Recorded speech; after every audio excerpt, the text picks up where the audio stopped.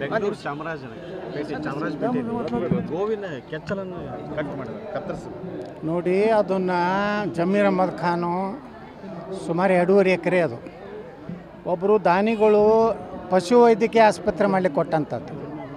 ಅದ್ರ ಮೇಲೆ ವಕಫತ್ ಹೇಳಿ ಇವರು ಹೆಸರು ನೋಂದಾಯಿಸಿದರು. ನಿನ್ನೆ ಹೈಕೋರ್ಟ್ನಲ್ಲಿ ಅದಕ್ಕೆ ತಡೆಯಾಜ್ಞೆ ಆಗಿದೆ.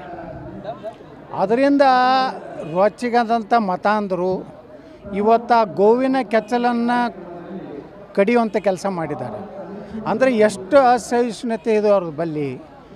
ಗೋವಿನ ಮೇಲೆ ತಮ್ಮ ಸಿಟ್ಟನ್ನು ಇವತ್ತು ತೀರಿಸುವಂಥ ಅಷ್ಟು ಮಟ್ಟಿಗೆ ಕೆಳಮಟ್ಟಕ್ಕೆ ಹೋಗ್ಯಾರಂದರೆ ಇದರಿಂದ ಈ ಸರ್ಕಾರ ಏನಿದೆ ಇದು ಮುಸ್ಲಿಮರನ್ನ ತುಷ್ಟೀಕರಣ ಮಾಡ್ಲಾಕತ್ತದ.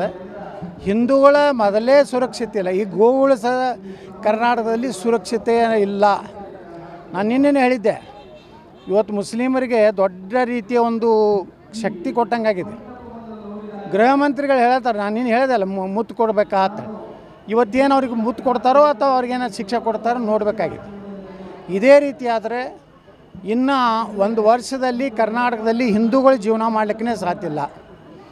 ಆ ರೀತಿ ಪರಿಸ್ಥಿತಿ ರಾಜ್ಯದಲ್ಲಿ ನಿರ್ಮಾಣ ಆಗ್ತಾಯಿದೆ. ಕಾನೂನು ಸುವ್ಯವಸ್ಥೆ ಸಂಪೂರ್ಣ ಹದಗೆಟ್ಟಿದೆ.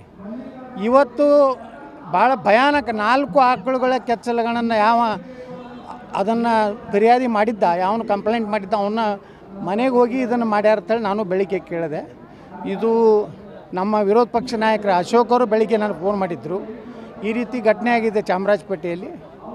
ನಾವೆಲ್ಲರೂ ಕೂಡಿ ಅದನ್ನು ಪ್ರತಿಭಟನೆ ಮಾಡಬೇಕು.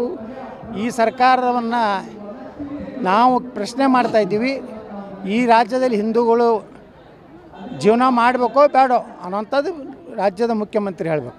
ಈಗ ಡಿ ಕೆ ಶಿವಕುಮಾರ್